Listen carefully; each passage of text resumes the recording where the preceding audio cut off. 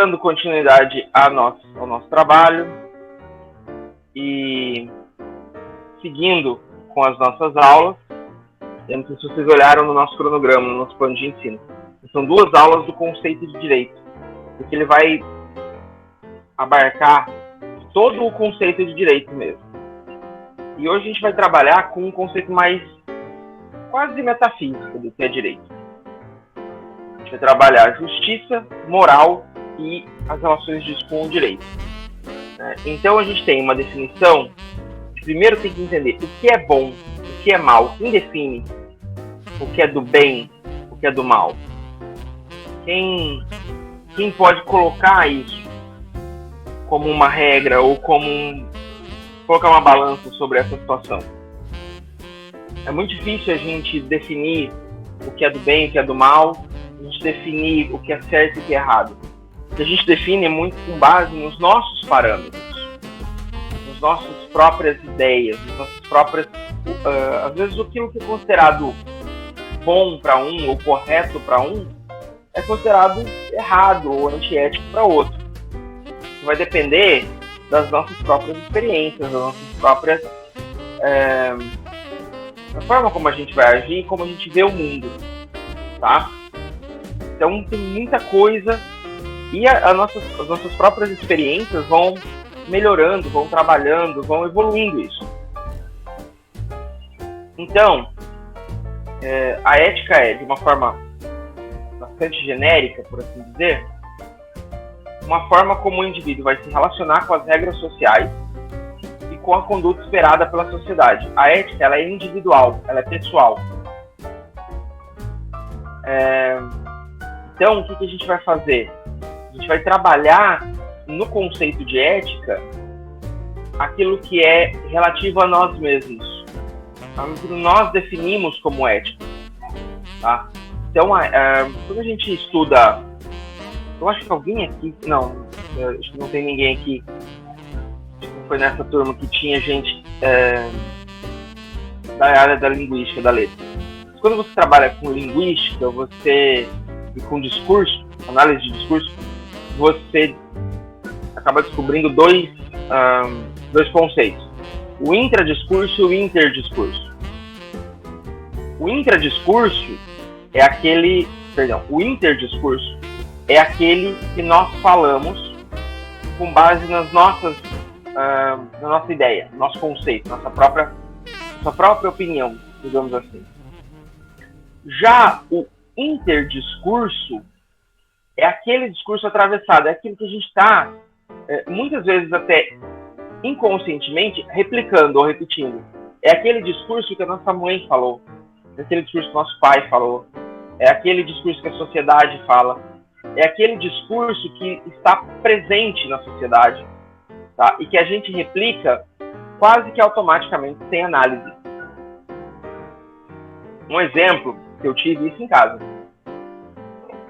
Logo após o atentado que matou a Marielle Franco, eu estava em Cáceres, fazendo as aulas do mestrado, estava na casa da minha mãe, e aí conversando com ela sobre isso e tal, passou uma foto da Marielle, ela, nossa, mas é uma negra bonita, né? A minha mãe, conscientemente, do ponto de vista racional, ela não é intencionalmente racista. Mas quando ela falou é uma negra bonita, ela estabeleceu um ponto de parâmetro. É uma negra bonita, não é uma mulher bonita.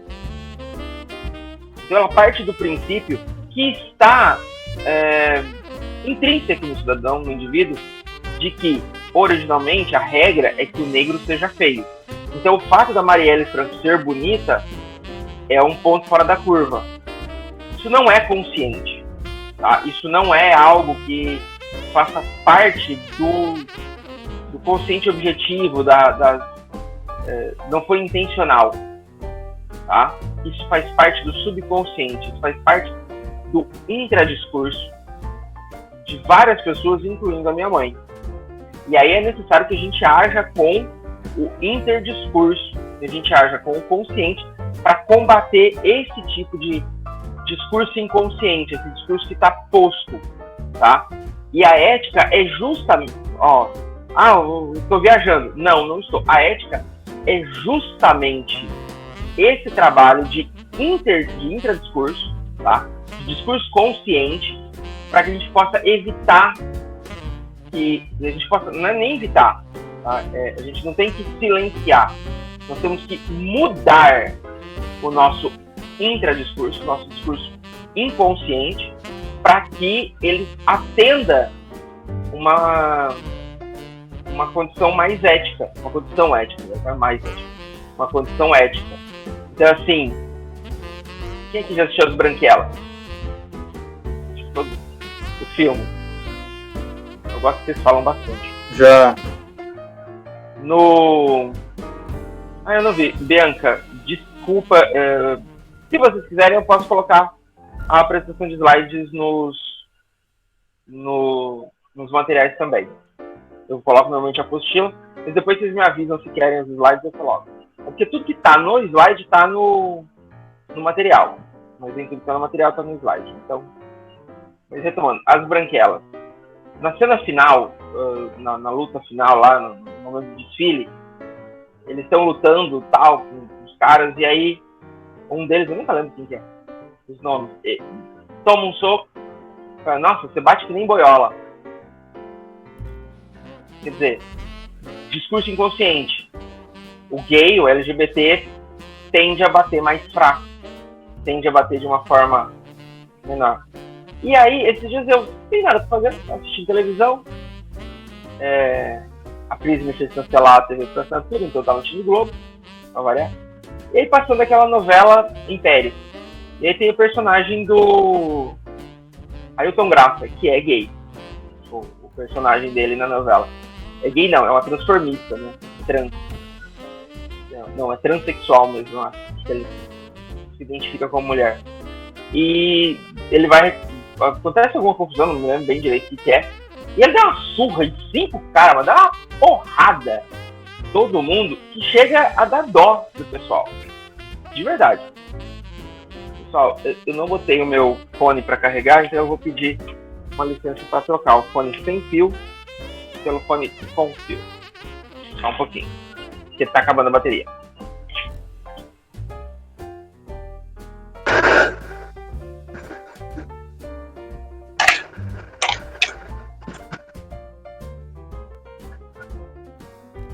Está me ouvindo? Sim. Ótimo. E aí eu fiquei pensando justamente nessa cena das Branquelas. Bem, eu não sei a orientação sexual da Ailton Graça da pessoa, mas o personagem, que é da comunidade LGBT, ele bate muito mais do que eu, por exemplo. Né? E aí vem esse conceito, bate que nem boiola, ou você bate que nem mulherzinha, já ouvi muito. Meu amigo, quem fala isso nunca tomou um soco da minha esposa. Ela dá umas porradas em mim. Eu tive que proibir o Fusca Azul, a brincadeira do Fusca Azul aqui em casa, porque às vezes ela me pegava dirigindo e chegava a amortecer o braço. Ela não tá me ouvindo ainda. Se tivesse, ela já tinha vindo aqui provar a minha tese.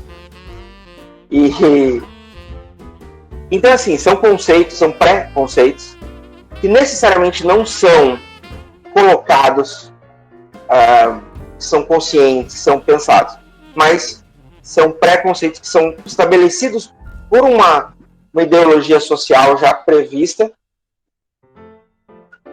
e aí a ética tem como função, entre outras coisas, trabalhar essas questões. Tá? A moral já é o contrário.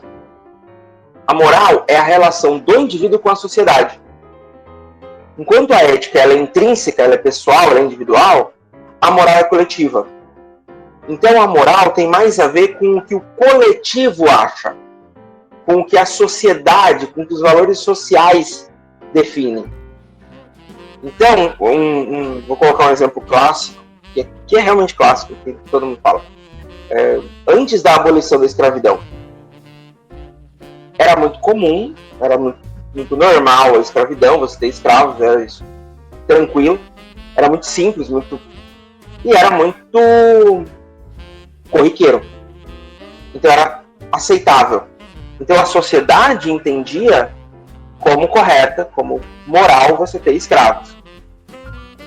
Entretanto, existiam pessoas, não eram poucos nessa época, assim, depois de 1880 principalmente, mas existia um grupo que eram os abolicionistas, que consideravam absolutamente antiético, absolutamente errado, e uma coisa absurda e fora de qualquer plano de existência, a escravidão. Você submeter um outro indivíduo à escravidão. Apesar da ética individual dessas pessoas ditarem uma relação, a moral coletiva era contrária a isso. Na moral coletiva, eles estavam errados, tá? Então, é muito importante a gente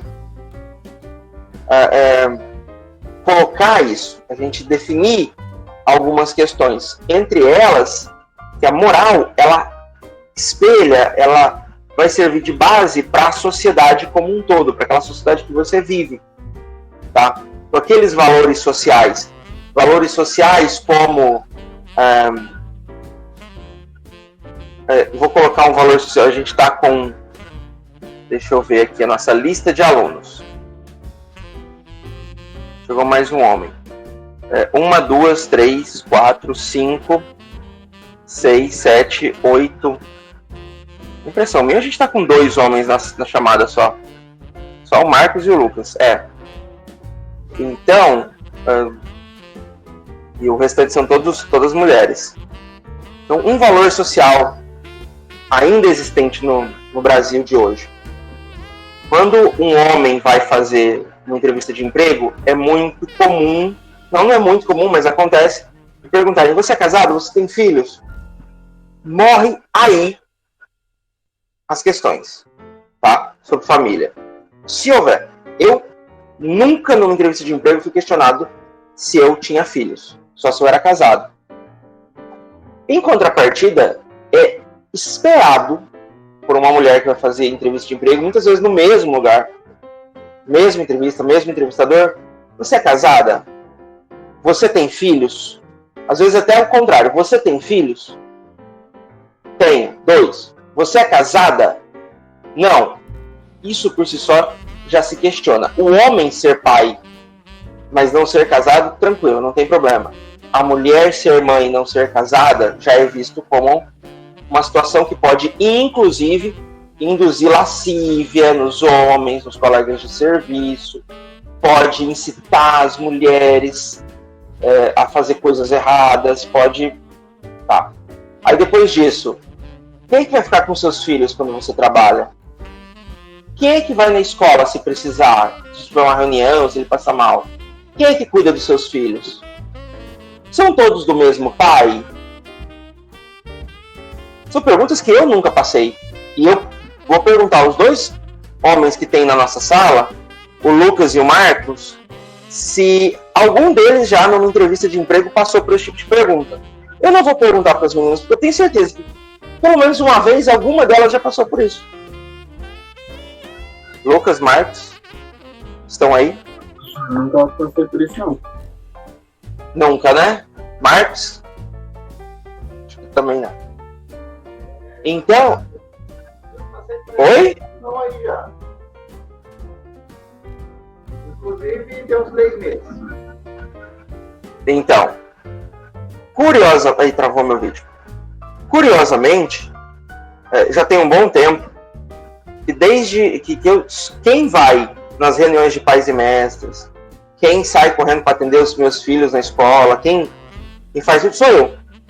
Em primeiro lugar, porque minha esposa é professora, normalmente professora na escola em que eles estão, e mesmo quando não é, sempre tem aquela questão: você também é professora, você sabe como é. Não sei, cada turma é uma, então. Mas acabou relegando. Segundo, porque como eu sou efetivo, e o meu trabalho, se eu não fizer ele hoje, eu posso deixar para fazer amanhã, né? É mais fácil. Como ela é professora, se ela abandonar a turma, quem é que fica com a turma? Então, normalmente, eu acabo assumindo.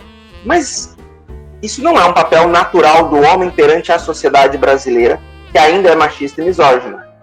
Tanto que não é comum um entrevistador perguntar se o homem tem filho, se são todos da mesma mãe, se moram com você, se você vai na... Não. Até porque se por um acaso tiverem, o homem ele vai transferir isso para a mulher, para a mãe, para a atual esposa, se forem separados, para a mãe dele, a avó das crianças. Né? É muito natural que a mulher seja aquela pessoa que vai cuidar dos filhos. E isso faz parte, e estou falando tudo isso porque isso faz parte de uma moral social. Está mudando? Está mudando. Tá? Antigamente, a mulher que tinha filhos fora do casamento era extremamente mal vista, ela não conseguia emprego de jeito nenhum. Hoje tem algumas empresas mais conservadoras, com esse retorno do conceito de família tradicional. Eu queria saber onde é que eles tiraram esse conceito de família tradicional. Há uma volta a esses conceitos, mas não é em todo lugar. Mas até 20 anos atrás, né, até não vai muito longe, o divórcio não é muito novo. Na década de 80 que ressurgiu o divórcio, 80, 90, uma coisa assim. Até então não havia divórcio, então a mulher era desquitada, né? E se a mulher tivesse um caso extraconjugal, isso era, nossa, um absurdo. O homem com um caso extraconjugal e mantendo uma amante, nossa, isso era considerado virtuoso, isso era considerado vigor, ele era um cara acima da média, porque ele conseguia manter duas mulheres, tanto do ponto de vista sexual quanto do ponto de vista financeiro. Então, vem mudando? Vem, mas ainda não está totalmente mudado. Assim, a mulher não tem uma condição de verdadeira igualdade ou verdadeira isonomia, que a gente vai ver a diferença de igualdade e isonomia mais à frente. Então, existem conceitos. Tem uma coisa ainda sobre esse tema mulher, achei tão interessante. Estava num churrasco, uma festa de aniversário de uma colega da minha esposa, eu tinha ouvindo música sertaneja, e aí veio uma música. Eu nunca lembro o nome dessa música. Como é que é o nome daquela música, mano? Não lembro também.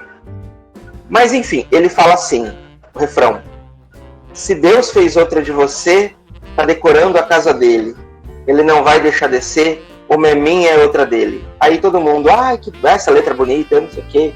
Aí eu falei, eu detesto essa música. Eu acho ela ridícula. Na hora, todo mundo, como assim? Só a Suelen, minha esposa, já sabia o que eu ia falar. Eu já tinha conversado com ela. As outras pessoas em volta, todas... detalhe, as outras pessoas em volta, as outras mulheres. Porque Comodoro, onde eu morava nessa época, era bem assim, tinha numa festa, tinha a mesa das mulheres e a mesa dos homens.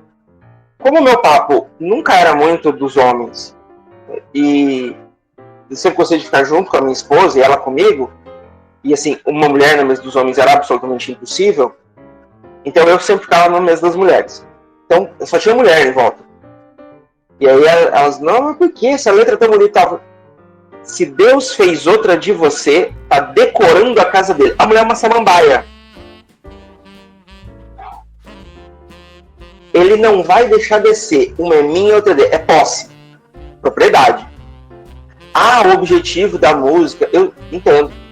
Acredito realmente que não era consciente isso, que não foi intencional, mas que os compositores dessa música trataram a mulher como um pedaço de um quadro de parede, uma samambaia, um troço de decoração, trataram. Quando a gente faz uma análise mais fria, é um item decorativo, literalmente. Está decorando a casa dele. Então vocês estão entendendo o quanto a sociedade... E aí a maioria das pessoas entende essa música como uma elegia, como uma coisa bonita do cara, dos compositores, para a mulher. Não. A intenção pode até ser essa, mas na prática não é.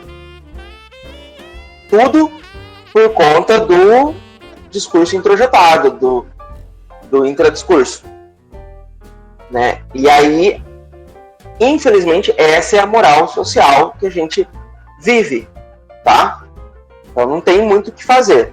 A gente tem que trabalhar essa moral ao longo do tempo.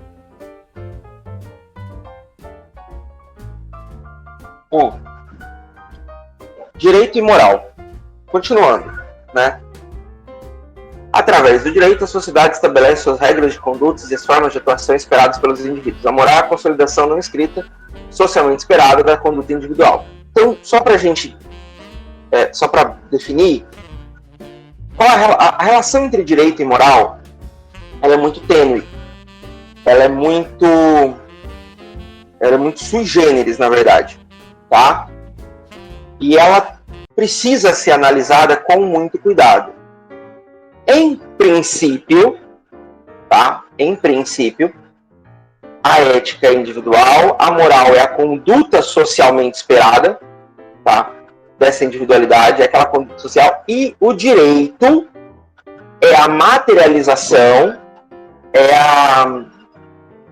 digamos assim, a formalização dessa moral, que é a conduta social, que é a estrutura social. A gente pode colocar num patamar a ética, na verdade assim, descendo, de cima para baixo, a ética individual estabelece a sua conduta, essa conduta é estabelecida de acordo com os parâmetros morais da sociedade, e esses parâmetros morais vão se consolidar em leis, em regras de conduta escritas, que é o direito, no caso do Brasil, escritas, né? E aí, essas regras de conduta, elas vão, inclusive, extravar, vão conduzir a atitude, a atuação individual, tá?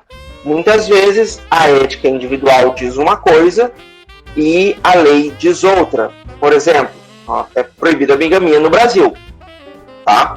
Bigamia é proibida, você só pode ter um cônjuge. Como diria o Sérgio Moro, um cônjuge. Mas existem pessoas que são adeptas do chamado poliamor, que é um trisais. Até onde eu sei é trisal, não sei se teve de 4 pessoas. Mas se tiver também, isso é problema deles. Tá? Isso é uma relação particular. Mas esse tipo de relacionamento do poliamor, ele não é, dentro do direito, considerado válido.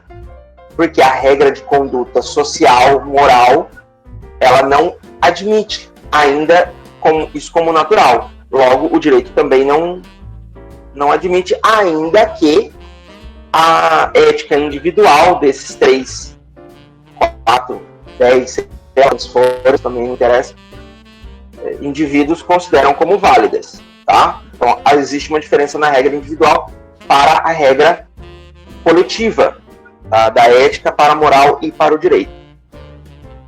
Esse exemplo do trisal que eu estou dando, tá? E exemplos de outras situações que já aconteceram, agora está mais pacificado, mas até bem pouco tempo atrás existe a questão dos casais homoafetivos, e havia o princípio de uma mudança social, de uma mudança moral, mas não havia a mudança do direito, porque o direito positivado, ele permanece por um bom tempo. E essa positivação, essa situação, ela faz com que nós tenhamos uma dificuldade um pouco maior para poder, para poder fazer as alterações legislais necessárias, tá? Mas existem outras questões onde não há nenhuma prerrogativa legislativa, nenhuma mudança legislativa em vista, mas é questionado moralmente já, tá? Por exemplo, auxílio moradia para deputados e senadores, tá? Bom, ninguém foi obrigado a se eleger deputado e senador. Eles foram para lá porque eles querem, tá? Ninguém obrigou. Eles se elegeram, se diplomaram por vontade. Quando eu quero me mudar, se eu peço a mudança do meu trabalho, do meu serviço, eu sou obrigado a arcar com os custos disso, tá? Eu só tenho uma ajuda de custo se eu for mandado para outro lugar, sem ser por minha vontade, por determinação superior. Então, por que eles precisam ganhar auxílio mudança? E por que eles precisam ganhar auxílio moradia para fazer algo que eles querem? Tá? Isso sem falar que o salário dos caras passa os 30 mil reais. Quer dizer, eles têm um salário muito bom, estão fazendo aquilo por vontade e vão ganhar auxílio moradia? Não estou nem falando do que eles fazem com o auxílio moradia, isso é uma outra questão. Tá? Porque o que eles fazem com o auxílio moradia, se não for pagar a moradia, a estadia, tá errado. Né? Ele pode ser questionado por isso. Existe e tal, mas acaba não sendo. Mas não é isso que eu estou falando. Tá? Não estou trazendo aqui a baila qualquer discussão. Um ex-deputado, hoje presidente, que falou, até porque eu não acho que ele tenha falado aquilo de forma clara, falou da boca para fora e falou de forma de raiva. Não defendo ele, não sou adepto dele, mas nesse caso foi uma manipulação midiática, sim. Dá a César o que é de César, tá? Não precisa falar mal de ninguém inventando. A gente pode falar mal dos outros só com a verdade. Mas enfim, retomando. O que eu estou falando é literalmente a questão do porquê ganhar um auxílio moradia, do porquê ganhar uma verba um salário tão grande. Agora, o cara que ganha um salário mínimo, R$1.100, tem família, 3, 4 filhos, mora lá no... Puta que pariu, com perdão da palavra. Pega 3, 4 condução para ir trabalhar. Ele não deveria ganhar um auxílio moradia para morar mais perto do trabalho dele? Ele não faz muito mais jus a ganhar um auxílio moradia? Então esse é um questionamento que a gente vai fazendo. Então o direito e a moral nem sempre caminham juntos. Nem tudo que é moral é legal. Tá? Eu não vou citar nomes, até porque não convém, mas eu conheço, eu tenho ciência de uma pessoa que atuou como gestora de uma empresa pública. E ela coordenava uma região de 8 ou 10 municípios, não me lembro direito, e aí ela tinha verba para manutenção de computadores, para consertos, essas coisas. Só que a maioria dos escritórios que ela gerenciava, dos municípios, não tinha computador. Então não tem sentido você gastar dinheiro. O que ela fez? O que esse cara fez? Ele fez um acordo com a loja ganhadora da licitação para manutenção dos computadores, arrumou umas notas e foi montando computadores. Então assim, quando você trabalha dentro do serviço público, você tem verba que vem para manutenção, verba para aquisição, para compra de materiais permanentes. Ela usou uma verba para uma coisa que acabou para outra coisa. Ela usou uma verba de manutenção para aquisição. Isso é ilegal? É. Tá? Esse cara, se ele for pego, se fosse... Acabou não sendo, porque já tem um tempo. Mas se descobrisse e tal, ele poderia ter que devolver todo esse dinheiro. Tá? Isso é imoral? Não. Na minha conduta, na minha opinião, não. Na opinião de todos os técnicos, de todos os funcionários que foram beneficiados. Os caras não tinham computador para trabalhar. Tá? Não tinham como trabalhar. Simples assim. A gente sabe que esse cara ele não desviou um centavo. Tá? Eu sei, ele é meu amigo particular e tal. Ele me contou essa história porque ele morria de medo. Ele vivia falando comigo, querendo pedir conselhos jurídicos para saber se ele estava fazendo estava certo. Eu falava, não tá. Ele continuava fazendo do mesmo jeito. Certo não, se era legal, né? E aí, eu sei que ele não desviava. Eu sei que todo o dinheiro que ele desvirtuava ia para os computadores. Então, tá tudo lá. Mas é crime de responsabilidade. Tá? Um outro caso que aconteceu em Mato Grosso com uma prefeitura do interior. O prefeito pegou dinheiro, verbas de vários lugares diferentes, para reconstruir, comprar material, sem licitação, sem nada, de uma escola que tinha pegado fogo. As crianças estavam estudando no chão da quadra. A escola pegou fogo, não tinha carteira, não tinha prédio, não tinha nada. Ele chutou o pau da barraca, lá, dane-se. Pegou o dinheiro de todos os lugares, ele e os assessores, o Oso ou assessor, não sei, assim, as pessoas próximas dele, começaram a ligar para comprar como se fosse para compra para pessoa física, ou empresa e tal, conseguiu uns preços muito bons dos negócios. Inclusive, o Ministério Público reconheceu que estava abaixo do valor normalmente conseguido em licitações públicas, ou seja, ele comprou mais barato, gastou menos dinheiro, reformou a escola, comprou tudo e foi processado, condenado por malversação de recursos públicos. Ele pegou dinheiro do terra rural, construção de ponte, não sei o quê, um dinheiro assim que podia esperar. Não conseguiram achar. Esse eu estou falando do processo, porque eu não conheço, só sei da história, não conheço ninguém pessoalmente.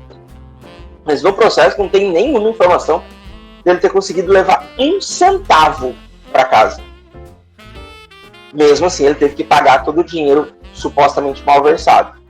Porque o que ele fez é ilegal. Ele descumpriu a lei orçamentária anual, usou verba destinada a uma coisa para outra coisa. E isso é crime de responsabilidade. Foi condenado, teve que pagar não sei quantos mil por erário público. Eu falo pagar, não é restituir, porque nesse caso ele não pegou, não ficou com ele. Teve que tirar do bolso. E teve os direitos políticos suspensos. Depois que ele cumpriu tudo, o pessoal queria muito que ele voltasse, porque ele era o melhor prefeito que já teve na cidade. Ele não queria nem saber de pisar numa prefeitura. Muito menos concorrer, porque o cara tentou fazer um negócio moralmente certo, mas judicialmente errado. Então, essa relação entre direito e moral, ela precisa ser pensada com extremo cuidado. Com muito cuidado sobre o que você vai fazer. Aí a gente vai para o conceito de justiça. Tá? De novo, o conceito de direito e o conceito de justiça, teoricamente, deveriam ser iguais. Tá? Porém, nem sempre é o que acontece. Tá? Eu questiono muitas decisões, nem sempre a justiça é justa. Eu sempre corrijo. Você vai no judiciário, você vai procurar o judiciário, você não vai procurar a justiça. Existem decisões justas? Existem. Existem decisões injustas também. Tá?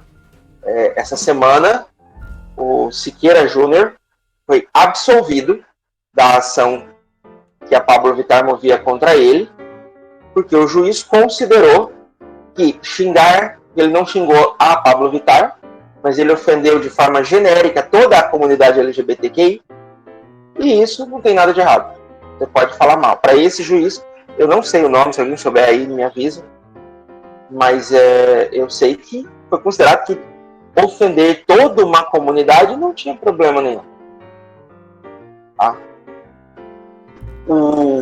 Segundo Oxford, da língua portuguesa, justiça significa qualidade do que está em conformidade com o que é direito, maneira de perceber e avaliar o que é justo, direito. Reconhecimento do mérito de alguém ou de algo. Ele é derivado do latim justitia e significa direito, equidade, administração da lei. Tá? Justitia vem de justus, correto ou justo. Então, justiça é ser justo. Tanto que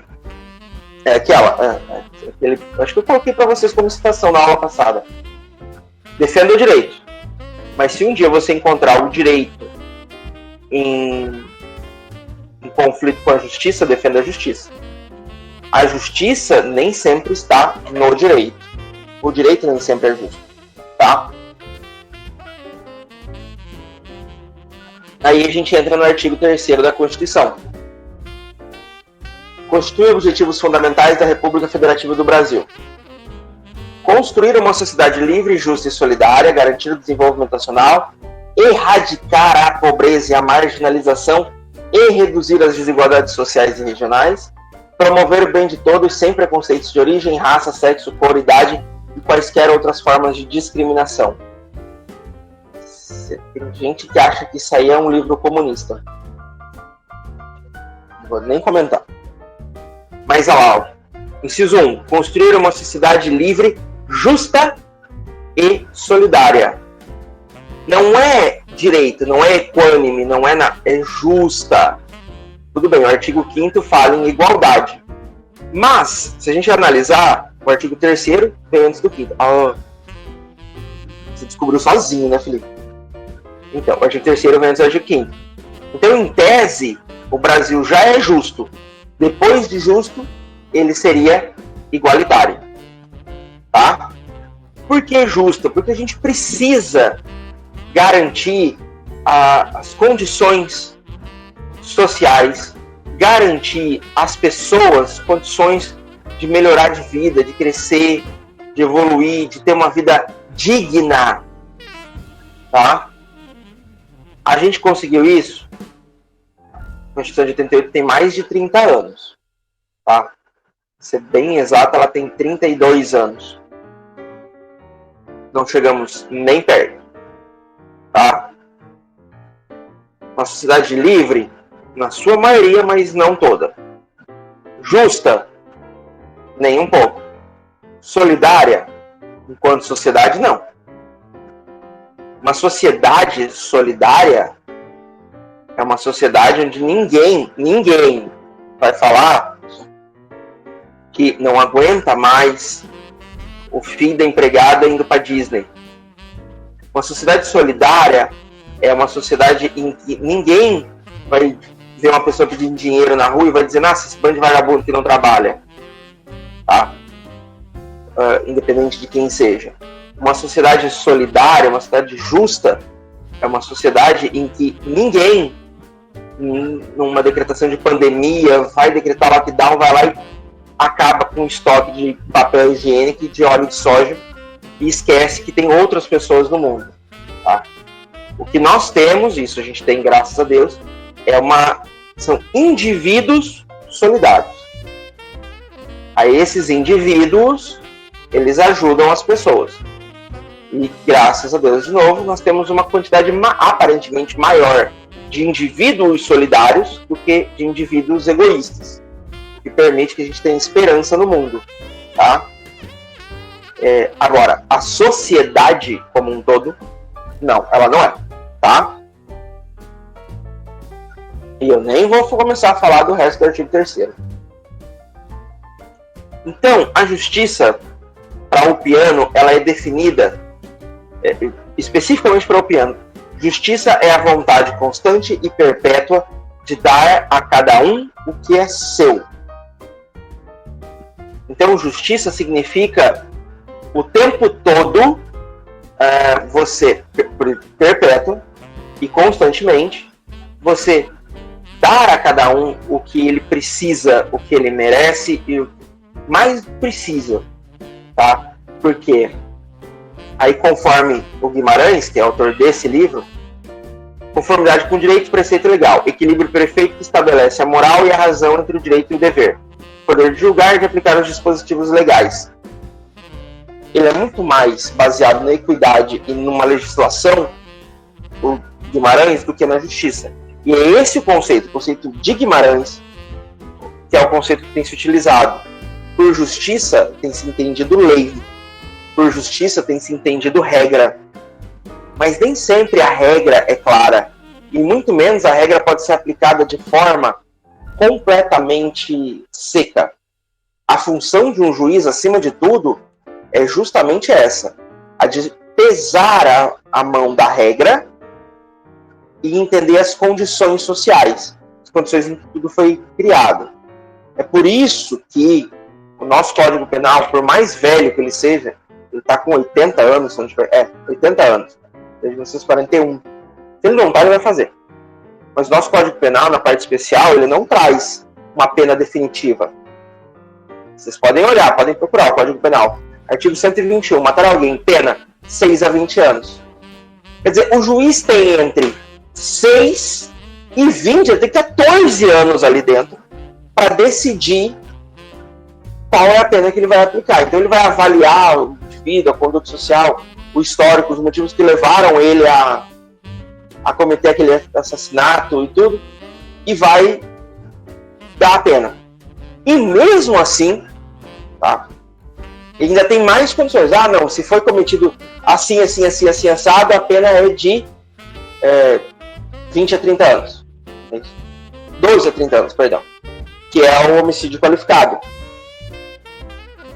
Ah, mas se ele for cometido por causa disso, por relevante valor social e moral, é homicídio privilegiado, a pena diminuída. Então, quer dizer, não basta um espaço de 14 anos, criaram outros conceitos, outras situações em que o juiz pode ainda extrapolar, mexer e tal. Por conta disso. Para aplicar ao caso concreto uma letra de lei.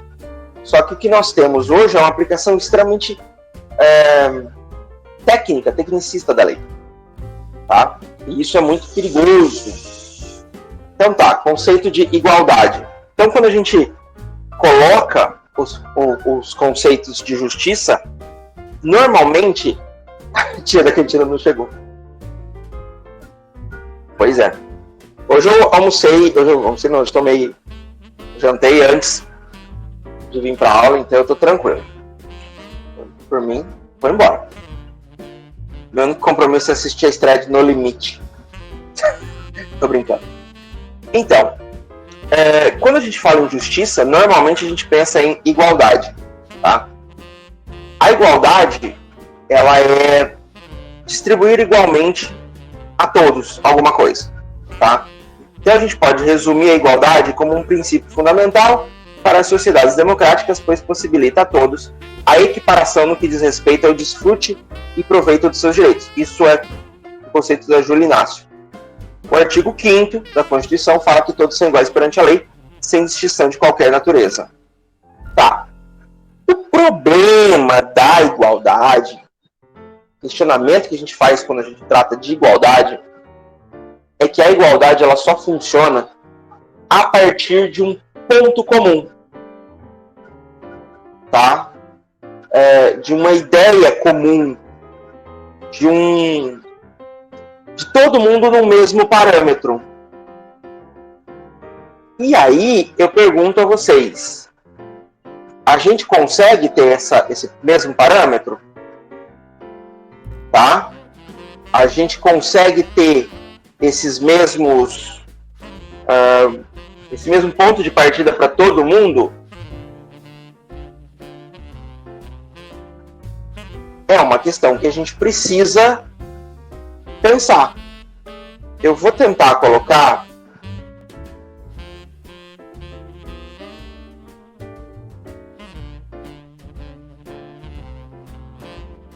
Hey, line up!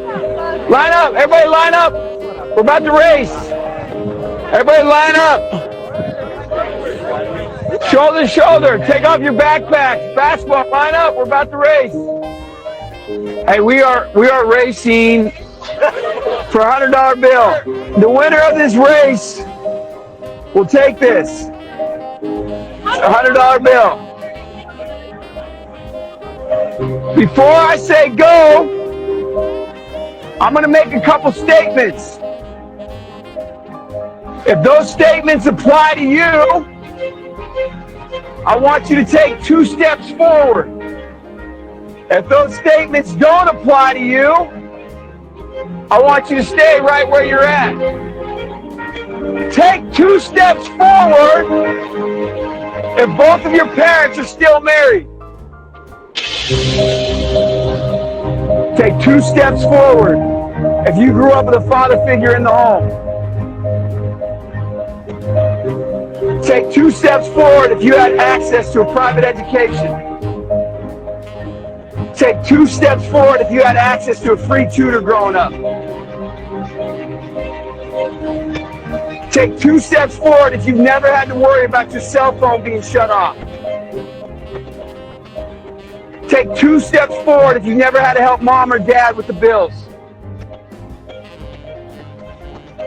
Take 2 steps forward if it wasn't because of your athletic ability, you don't have to pay for college. Take 2 steps forward if you never wondered where your next meal was going to come from. I want you guys up here in the front just to turn around and look. Every statement I've made has nothing to do with anything any of you have done. Has nothing to do with decisions you've made. Everything I've said has nothing to do with what you've done. We all know these people over here have a better opportunity to win this $100. Does that mean these people back here can't race? No. We would be foolish to not realize we've been given more opportunity. We don't want to recognize that we've been given a head start. But the reality is we have. Now, there's no excuse. They still got to run their race. You still got to run your race. But whoever wins this $100, I think it'd be extremely foolish of you not to utilize that and learn more about somebody else's story. Because the reality is, if this was a fair race and everybody was back on that line, I guarantee you some of these black dudes would smoke all of you. And it's only because you have this big of a head start that you're possibly going to win this race called life. That is a picture of life, ladies and gentlemen. Nothing you've done has put you in the lead that you're in right now. When I say go, on your mark, get set, go!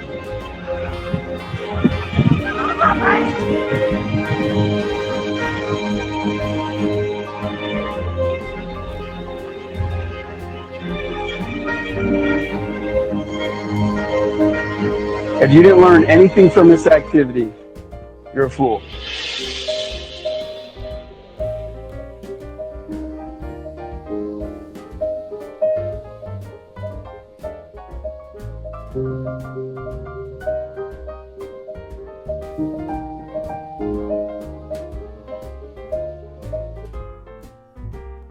E aí, pessoal?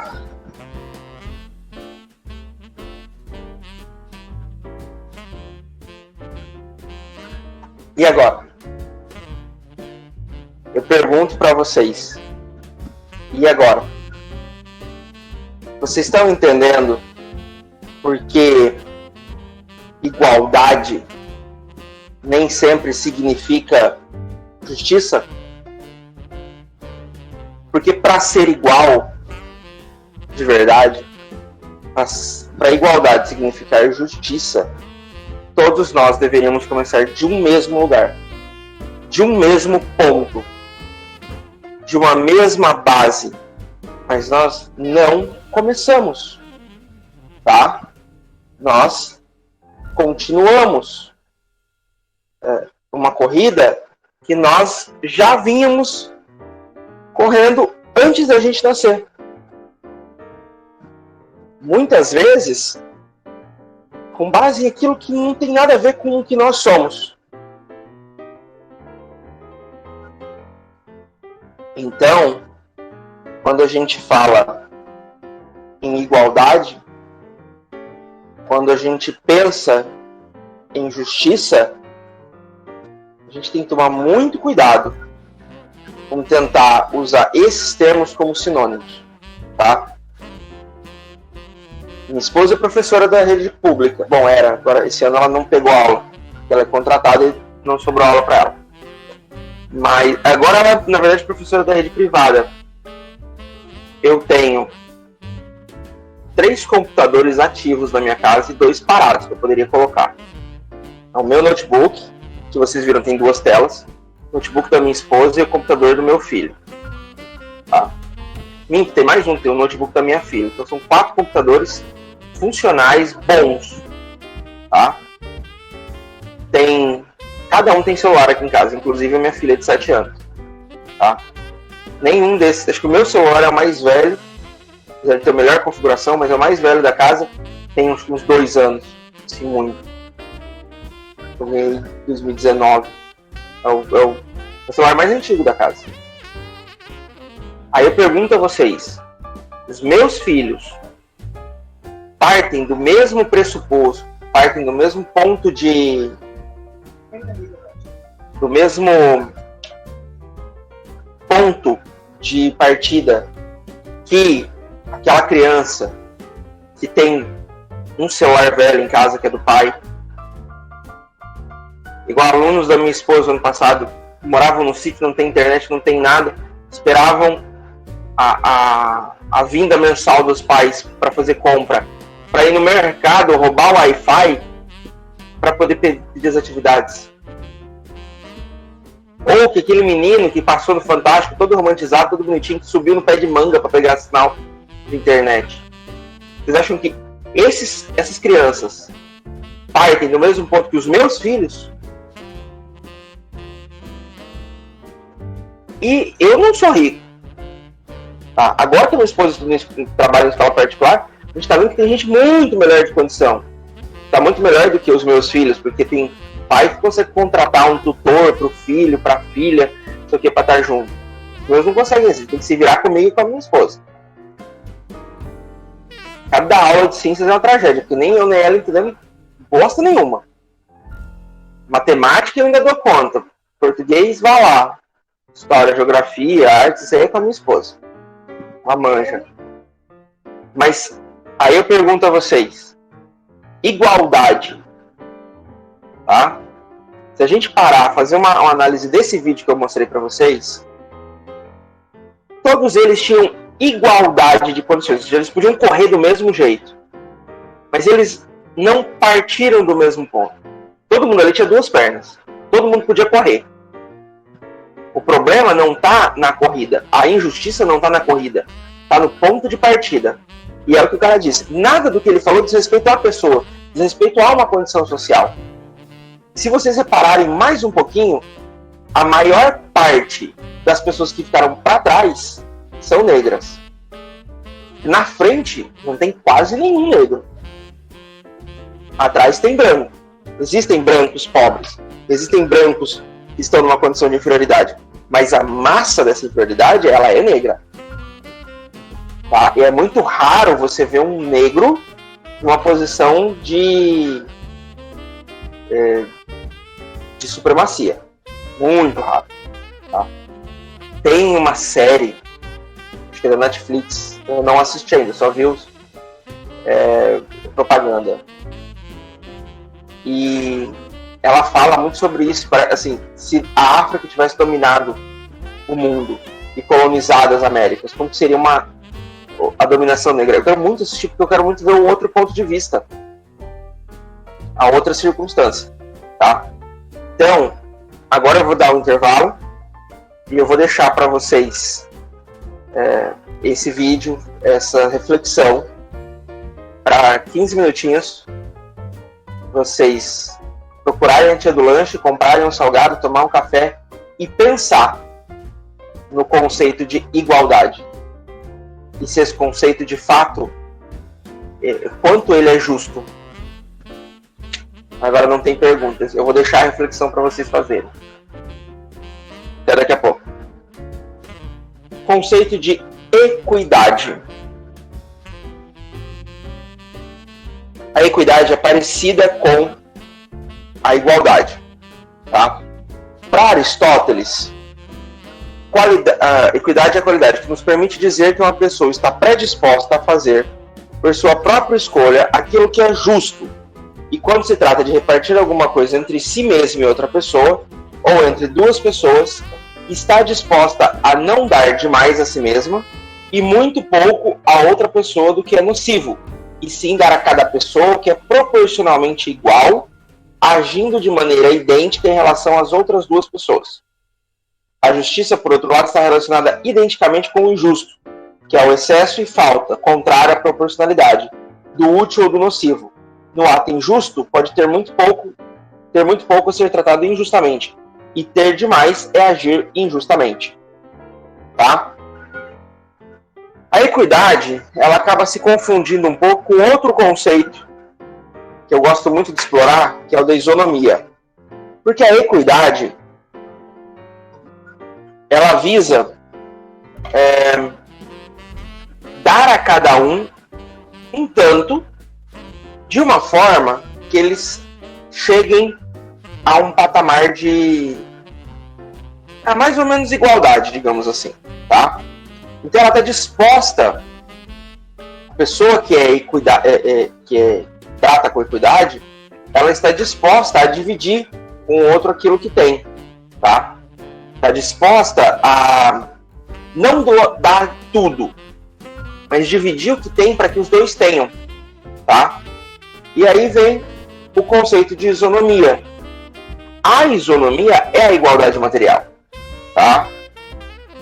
A isonomia, ela é essencialmente, agora ficou alto. Ela é essencialmente tratar de forma desigual as pessoas que são desiguais na medida da sua desigualdade. Eu vou mostrar para vocês uma imagem que define bem o que é igualdade e o que é isonomia, tá? A igualdade significa tratar todos iguais. Só que o rapaz de azul já viu o jogo de azul escuro, já viu o jogo mesmo sem o caixote. O rapaz de marrom não via o jogo sem caixote. Com um caixote ele consegue. E o menino de azul claro, ele não via sem caixote e não vê com um caixote. Então a gente tratou eles de forma desigual? Sim. Tratou de forma diferente? Sim. A gente não deu um caixote para cada um, que seria o natural. O que eles fizeram foi dar 2 porque precisava de mais. E isso é justiça, de fato. Isso é muito mais do que igualdade. Então, quando a gente volta lá no artigo 3º da Constituição, que fala em sociedade justa, é disso que a gente está falando. Tá? Então, quando a gente fala em programas sociais, justiça social, programas de distribuição de renda, a gente está falando disso. Tá? A gente está falando em distribuir de uma forma isonômica, de uma forma equânime. Não é simplesmente não dar nada a ninguém. É não dar nada se ele não precisar. Tá? Ele não precisava, o rapaz de azul escuro não precisava de caixote nenhum. Então, por que ele precisaria ganhar um? Se ele consegue ver o jogo mesmo sem. Tá? Vocês estão entendendo esse conceito? Aí a gente tem... Volta lá no vídeo e a gente vê que cada um saiu de uma posição diferente. Ótimo. Cada um saiu de uma posição mais ou menos privilegiada. Eles foram tratados com igualdade? Sim. Eles foram tratados com isonomia? Não. Tá? Essa é a diferença entre igualdade e isonomia. Entre igualdade e equidade. Na equidade e na isonomia, a equidade é muito mais um conceito pessoal, é a pessoa estar disposta a tratar com equidade, e a isonomia é um conceito social, é um conceito em que o Estado vai fazer esse tratamento, que o Estado vai passar por isso. Tá? Então há uma perspectiva diferenciada. Então, enquanto a equidade ela diz respeito ao indivíduo, a sua capacidade de tratar os outros de forma desigual, e principalmente a sua capacidade de abrir mão de alguma coisa, tá? A isonomia diz respeito à capacidade do Estado, da sociedade, das instituições de tratar os indivíduos de forma desigual. Vocês querem ver um exemplo de isonomia, de desigualdade legalizada no Brasil? O imposto de renda. Se vocês analisarem as tarifas, as faixas de imposto de renda, vocês vão perceber que existe uma faixa. Eu vou procurar agora na internet para vocês, para não falar bobagem.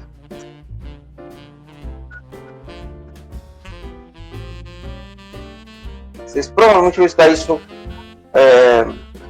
vão ter direito tributário, vão ter alguma coisa, porque isso faz parte muito da administração. Cadê?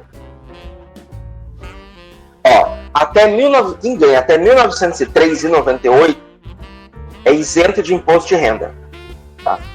Quem ganha entre R$ 1.903,99 até R$ 2.826,65, não, peraí, não é bem assim, na verdade. O que você recebe até R$ 1.903,98 é isento de imposto de renda. O que qualquer pessoa recebe de R$ 1.903,99 até R$ 2.826,65, você vai pagar 7,5% de imposto. A faixa de renda entre R$ 2.826,66 e R$ 3.750, vamos arredondar, R$ 3.750 paga 15%. Quem recebe a partir de R$ 3.750 e uns quebradinhos até R$ 4.660 paga 22,5%. E acima de 4.600 e pau, e lá vai pedrada, paga 27,5%. Tá? Isso significa que um cara que ganha R$2.000, ele vai estar isento de R$ 1.903,98 e vai pagar imposto em cima de R$ 6,02. Vai pagar 7,5%. Tá? Se ele ganha R$3.000, vocês estão entendendo? É por faixa. É o menos injusto de todos os impostos. Porque ele estabelece faixas de renda. O problema é que o meu salário, por exemplo, é acima, bruto, é acima de R$ 4.600. O salário do juiz também é. Só que o salário dele é muito acima de R$ 4.600. Para vocês terem uma ideia, a tabela do meu salário de analista, a tabela final, eu doutor com 33 anos de serviço, hoje ela está em 16 mil quebradinhos. Salário inicial de um juiz graduado, sem nem especialização, início de carreira, primeiro dia que ele entra é R$21.000. 21 mil quebrados. Isso significa que eu, em fim de carreira, valho menos do que o juiz em início de carreira.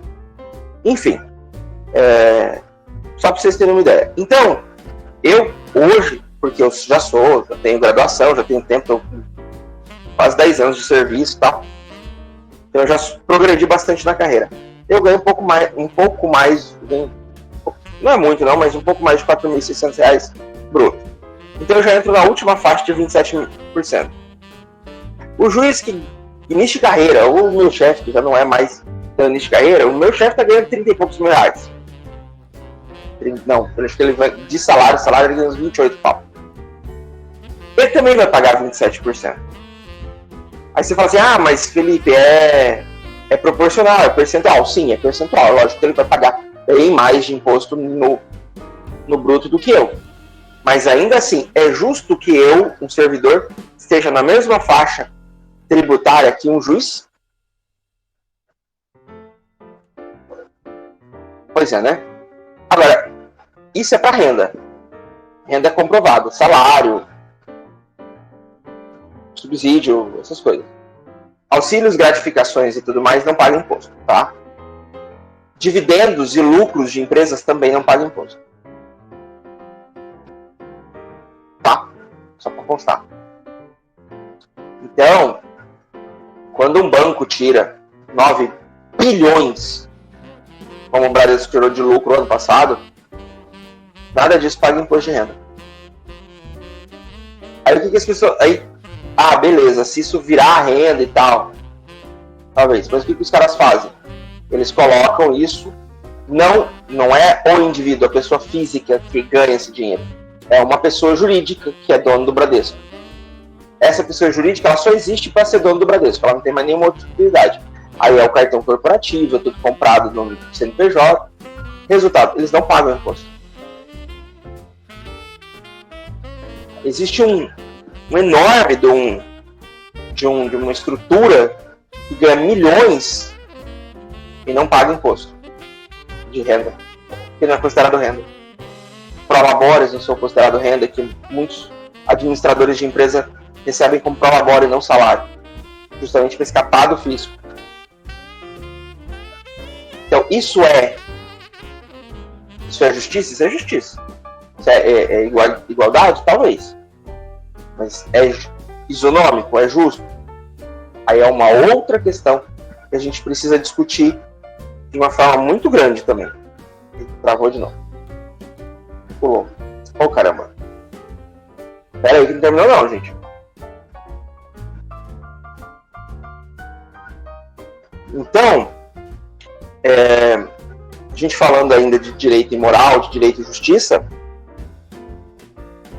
quando a gente fala em direito, a gente normalmente pensa em algo justo, em algo certo. Ou pelo menos pensava.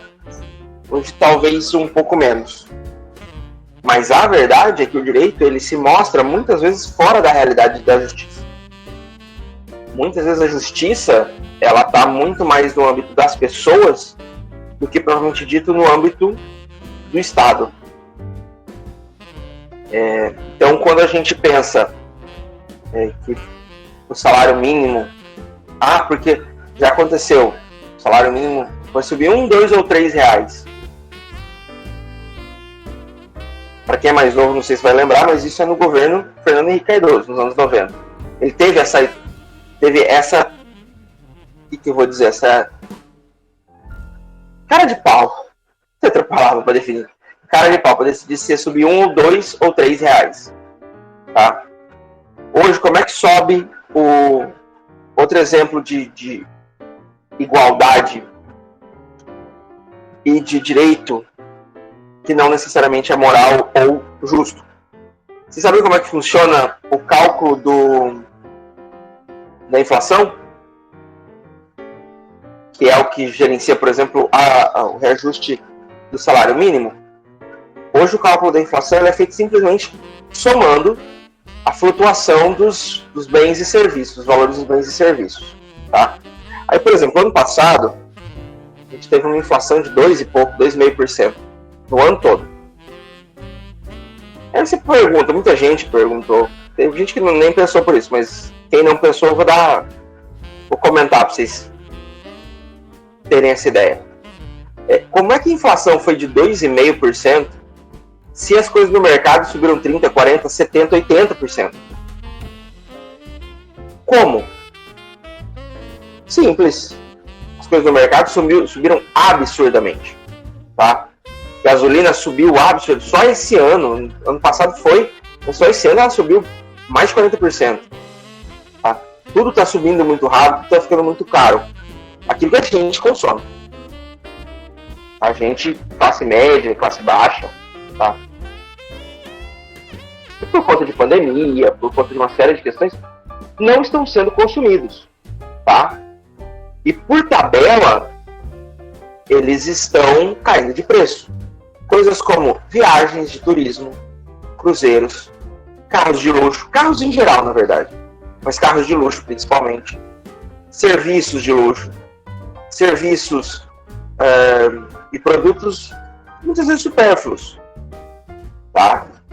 Muitos deles que necessitavam da presença física da pessoa, então a quarentena obrigatória acabou atrapalhando. Serviços como coiffeur, cabeleireiro chique, tá, gente? Coiffeur é só isso. Manicuras, chique, tá? Corte no salão de beleza num shopping, mas de homem, tá? Que é simples. Aí 80 conto. Eu vou na esquina e pago 10. Quer dizer, no caso, eu nem sei quanto tempo faz que eu não vou no cabeleireiro. Normalmente quem corta meu cabelo é minha esposa. Mas se eu quiser, eu vou na esquina e pago 10 conto. Não está ruim, não. Tá? Só pra saber. Mas tem gente que paga 80 pau. E esses tipos de produto tem. Eu não tenho ideia de quanto custa um cabelo, um salão de beleza pra minha mulher. Graças a Deus ela não é muito de ir, e aí esse ano então ela faz muito tudo em casa. Porque senão a gente não dava conta. Era isso ou comprar o leite das crianças. Quer dizer, na verdade era isso ou comprar o leite, comprar carne. A última vez que eu mandei ela pro salão foi 300 conto. Haja leite. Esse tipo de serviço mais caro, principalmente, ele caiu. Tá? E aí você pega a carne que subiu 40% e a viagem do cruzeiro do Roberto Carlos, que o preço caiu 38%, e você faz a soma. 40% de aumento menos 38% de diminuição dá 2% de aumento. Chegamos à nossa inflação de 2,5%. Antigamente, até 2018, o cálculo era diferente. Ele era feito pelo chamado IGPM, que é o Índice Geral de Preços de Mercado. Então ele era focado nos produtos é um cálculo mais difícil de fazer, mais complicado. Eu não sei fazer direito, mas eu sei o seguinte: eu sei como é que ele é feito, mas não sei fazer. Eu sou advogado, gente, pelo amor de Deus, eu não sou contador. Mas eu sei que era o seguinte: você pegava mais um sistema de peso. Quanto mais consumido era o produto, quanto mais importante na alimentação, no dia a dia da pessoa era esse produto, maior o peso dele da flutuação de valor. Quanto menor a influência, quanto menor o consumo, quanto menor a gama de pessoas que consumia, menor o peso dele. Então, aquilo que cresceu, tipo arroz e feijão, subiu muito de preço, a inflação sobe junto também. Se, digamos, vamos colocar, digamos, uma super safra de arroz, e o arroz despencou de preço e desceu 10%. Mas a gente, ao mesmo tempo, teve um aumento das compras de carro. Então, todo mundo trocou de carro, aí o carro subiu 30%. Não é uma conta 30% do aumento do carro, menos 10% da diminuição da 20% de inflação. Não. Ele faz uma conta muito doida lá, muito particular e dá conta. Tá? Aí eu pergunto, vocês acham que o aumento, 2,5% do salário mínimo, tá? Quem teve, porque nem todo mundo teve, tá? Só o salário mínimo mesmo que teve. Servidor público nem não teve. Quem teve aumento, vocês acham que é justo esse aumento? Vocês acham que compensa as perdas que a gente teve no ano passado? Porque o poder do salário mínimo ele tem esse reajuste anual para manter o poder de compra, tá? A ideia é que o que você comprava em janeiro de 2020, a gente continue comprando em janeiro de 2021. Vocês acham que a gente consegue fazer isso? Direito e justiça. Equidade, isonomia e igualdade. Tá? Seguindo nossa aula, a gente chega na última parte do conceito de direito, que é o conceito de direito e segurança jurídica. O conceito de segurança jurídica é uma garantia que o direito dá a alguns institutos para classificação social, é garantia jurídica mesmo. É uma garantia de que o troço não vai ser uma zona, não vai ser bagunçado. Tá? Eu coloquei aqui, mas está fora de ordem. Tá? O primeiro, acima de tudo, são os direitos e garantias individuais, que estão no artigo 5º da Constituição, que garantem, baseados na Declaração Universal dos Direitos do Homem. Tá? Eu vou fazer uma definição rapidinha de cada um.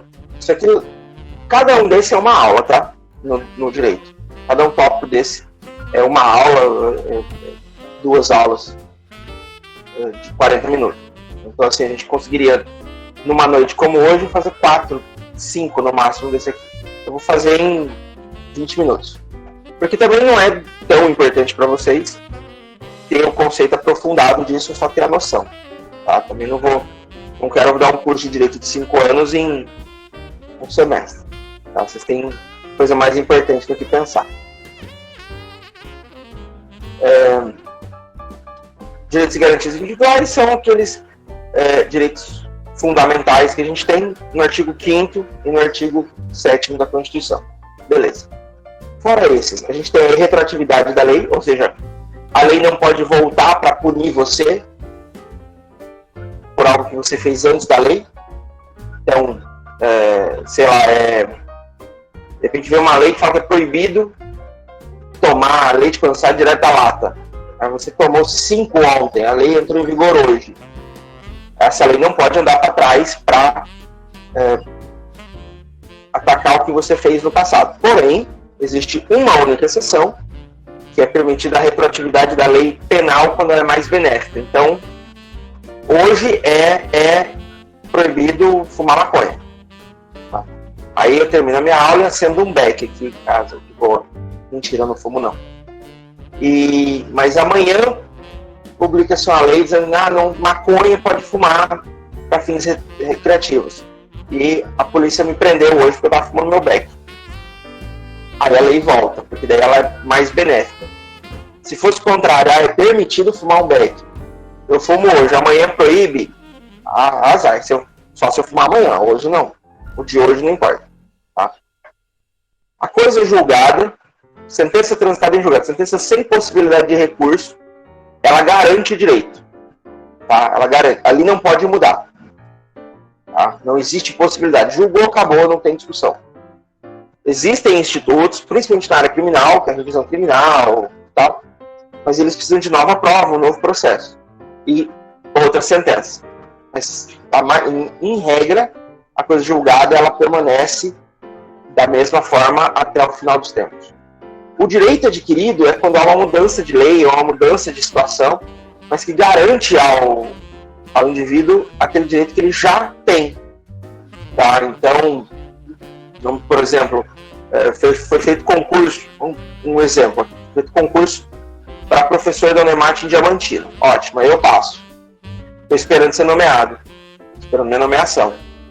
Aí, dali a pouco, antes de me nomearem, fecham o curso de Direito no campus de Diamantina. E agora? Não, eles têm que dar um jeito de me enfiar em algum lugar, porque eu tenho direito adquirido a minha nomeação como professor do curso de Direito. Tá? O ato jurídico perfeito é o contrato, são os atos jurídicos entre partes, aí não tem judiciário, não tem poder público em geral, ou pelo menos não o poder público como parte do direito público, mas sim como pessoa jurídica. Tá? Esse ato jurídico é perfeito, ele não tem falhas, não tem nada de errado, então ele é válido e seguro. O direito é ampla defesa e contraditório. Tá? Qualquer processo em que a acusação é muito usado no criminal, mas ela também vale para o direito administrativo, nos processos administrativos. Você tem direito de responder a todas as acusações que você for feita. Se houver uma nova acusação, você tem direito de manifestar de novo e usar tudo que você quiser como meio de defesa. Tá? A chamada ficção do conhecimento obrigatório da lei. Essa ficção do conhecimento obrigatório da lei é interessante. Tá? Por que é ficção? Porque nem todo mundo conhece a lei. Só que se presume que todo mundo conhece. Você não pode usar como defesa, como escusa, o desconhecimento da lei.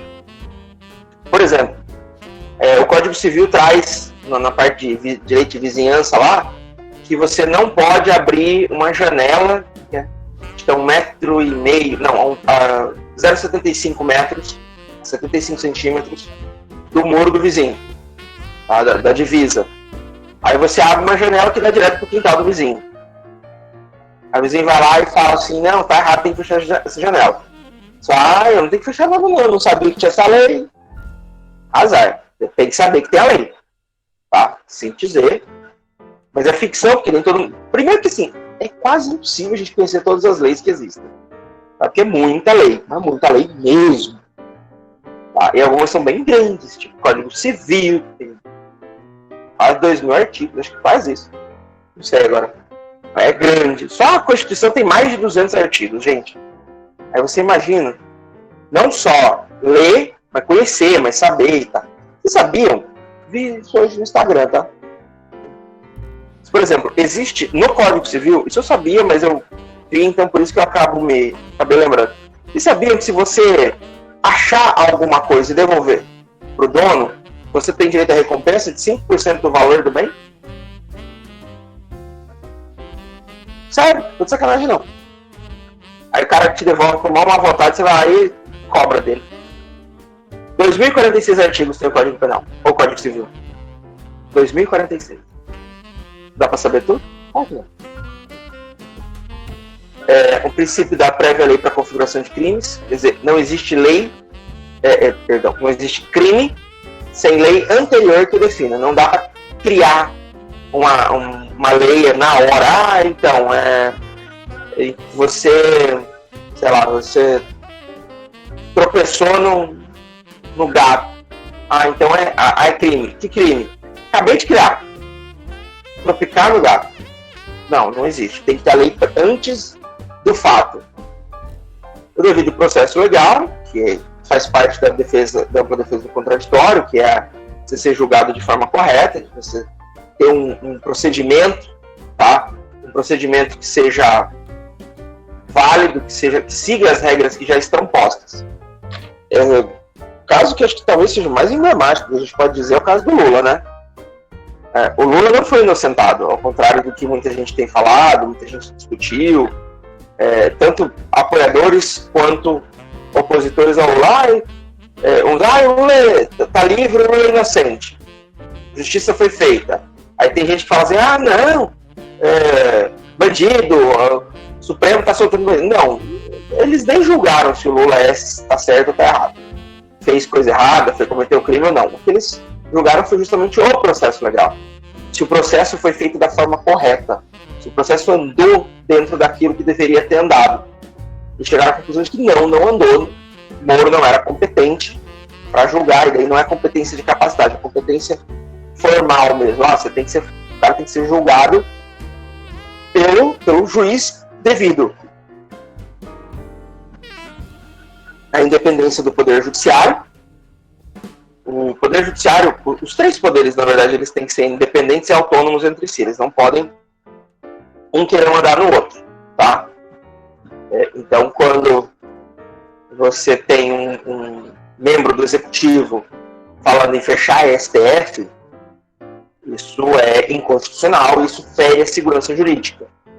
Quando você tem um membro do Executivo, o presidente, o governador, falando em invadir Congresso Nacional e fechar com um cabo e um soldado, isso é inconstitucional, isso fere a segurança jurídica. Isso põe em risco toda a estrutura jurídica, social, toda a estrutura que a gente vive, constitucional e social. Isso é muito perigoso. Porque esse tipo de fala é o primeiro passo para a ditadura. Tá? É o primeiro passo. Quando você cogita essas ideias, você cogita a ditadura. E aí você tem... quando a gente fala em independência do Poder Judiciário, você não fala só do Poder Judiciário em si, mas dos seus membros também. Então, um juiz ele tem autonomia de decisão de decidir o que ele quiser, desde que baseado nas provas que foram tratadas. Não dá o juiz ter 15 testemunhas, vídeo gravado, confissão do réu, dizendo que ele deu um tiro em alguém. Ele fala, não, ele não deu. Vou absolver. Não dá. Tá? Não pode. Não foi ele, foi outra pessoa. Mas tem um vídeo, inclusive, eu decidi que não foi ele. Não pode ser assim. Ele tem que decidir com base nas provas que tem, com base nas provas que foram trazidas aos autos. Mas ele tem o poder de decidir de acordo com a convicção dele. Tá? Tanto isso que ele tem o juiz tem algumas prerrogativas. Aí, devagar aqui. Vitaliciedade, é difícil falar, tá, gente? Vitaliciedade, ou seja, o juiz é juiz para sempre. Particularmente eu considero esse princípio da vitaliciedade que faz com que juízes que cometam atos ilícitos não sejam demitidos ou exonerados. Eles são aposentados compulsoriamente. Então, os caras fazem cagada, fazem coisa errada e viram juízes aposentados. Beleza. Segundo prerrogativa que o juiz tem é da irredutibilidade de vencimentos, ou seja, não se pode diminuir salário do juiz. Esse perdeu um pouco a força, porque na Constituição fala que não pode diminuir salário de ninguém, sem a consequente redução de jornadas, tem uma série de questões. Só que no caso dos juízes não dá para mudar. Não dá para chegar e falar, não, vou baixar sua carga horária e você vai ganhar menos. Não tem como. Tá? E o último, é o mais difícil de falar, ver se eu consigo. Inamovibilidade. Não tô bem ainda. Ou seja, o juiz, você sabe que ele anda, né? Ele não fica numa mesma comarca o resto da vida. Ele vai sendo promovido, só que ele não pode ser mandado. Para o juiz sair da comarca onde ele está, existem 3 opções. A promoção, né, que ele se inscreve e fala, eu quero sair daqui. A remoção, que é parecido, só que no mesmo patamar, ou seja, não tem crescimento nem da carreira e nem de dinheiro. E por pedido. Então, o tribunal fala, tem uma comarca assim, meio parada lá, meio vazia, você não quer assumir lá? Ele fala, não, tá bom. O cara tem 10 anos que tá na mesma comarca. Mas você não quer sair daí não? Não ser promovido? Não quero. Tá bom. Então ele não pode mover. só para a gente encerrar, vedação de julgamentos parciais e vedações de tribunal de exceção. Tribunal de exceção é um tribunal criado para uma única coisa, tá? Assim, vamos julgar vamos julgar, não sei, gente, um caso, o Jairinho e a esposa lá que são acusados de ter matado o filho / enteado. Mas é um caso muito complicado, um caso muito difícil, tá? A gente vai montar um tribunal só para julgar esse caso. Não pode. Tá? Ele precisa ser julgado pelo tribunal que já existe. Nem no caso de guerra declarada, a gente pode criar tribunais de exceção. Tanto pela Convenção de Genebra, quanto pela própria Constituição Federal. Então, quando você declara estado de guerra, você define quais crimes vão ser julgados pelos tribunais militares e quais pelos tribunais civis. Se o cara cometer um crime de guerra, ele vai ser julgado por um tribunal que já está previsto. Tá? Pode ser um tribunal diferente do que seria se não tivesse estado de guerra, mas já está previsto previamente. O tribunal de exceção é aquele que é criado só para aquele caso. O julgamento parcial não tem muito o que falar, né? É quando você tem um julgador que não tem, ou ele quer ajudar ou ele não quer. Tipo, aquele caso que aconteceu do moleque que foi preso, porque acidente de trânsito, bêbado e tal, aí pediu para o flagrante pro juiz, o juiz era pai do moleque. Não, eu estou soltando meu filho, sem fiança, sem nenhuma condição. Ele foi muito imparcial. Próprio filho. Imagina, né? Só que, infelizmente, a gente sabe que isso ainda acontece. Eu nem vou comentar do Moro, tá? Deixa no ar isso aí. Então, gente, o que é segurança jurídica? Só pra gente finalizar. São esses institutos que são feitos, eles são criados para dar garantia de que a sociedade, de que as regras, de que aquele contrato social do Rousseau que a gente falou, aquele Leviatã do Montesquieu que a gente falou, Montesquieu não, Thomas Hobbes que a gente falou, aquela estrutura jurídica, tudo aquilo que a gente já vem discutindo há sei lá quantas horas, seja respeitado, tá? Ele tenha uma regra, ele tenha uma estrutura, ele tenha de segurança. Você não pode dizer, eu sou. Infelizmente, o Brasil ele vive alguns problemas com relação a isso, tá? Existem situações, principalmente dentro do judiciário, que a gente questiona se há realmente segurança jurídica. São decisões que são conflitantes com outras decisões, aquele direito que você tem certeza de adquirir que não é, aquela interpretação da lei que você tem certeza que vai te beneficiar e que não beneficia, tá? Porque há Mas, em princípio, constitucionalmente falando, do ponto de vista estrutural, do ponto de vista teórico, tá tudo aí, tá? Se a prática não se adequa à teoria, é porque a prática está errada. A gente tem que pensar muito sobre isso. E aí a gente volta em todas as discussões sociais que a gente já teve. Beleza, pessoal? Com relação à aula passada, que eu pedi, que eu fiquei de mandar a atividade e tal, então, eu resolvi, mas isso foi resolução minha depois, que como era o primeiro dia de aula e tal, eu iria liberar vocês. Então, não teve, vai ter presença para todo mundo, a gente não vai ter problema nenhum, tá bom? Registro, a partir de hoje, aquele registro vai valer, tá bom? Alguma dúvida, questionamento? Perceba que vocês fecham o microfone e não escutam os roncos de quem tá dormindo.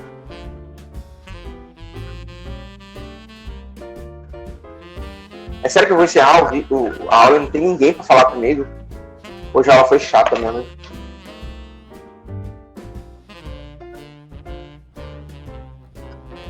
Tá bom, já que ninguém falou nada, eu vou encerrar. Pessoal, até segunda. A Evelyn tá... legal, tem um. Então até terça-feira da semana que vem, dia 18. É isso? Dia 18? até dia 18. Felicidades para vocês. Boa semana. Qualquer dúvida, por favor, só me chamar.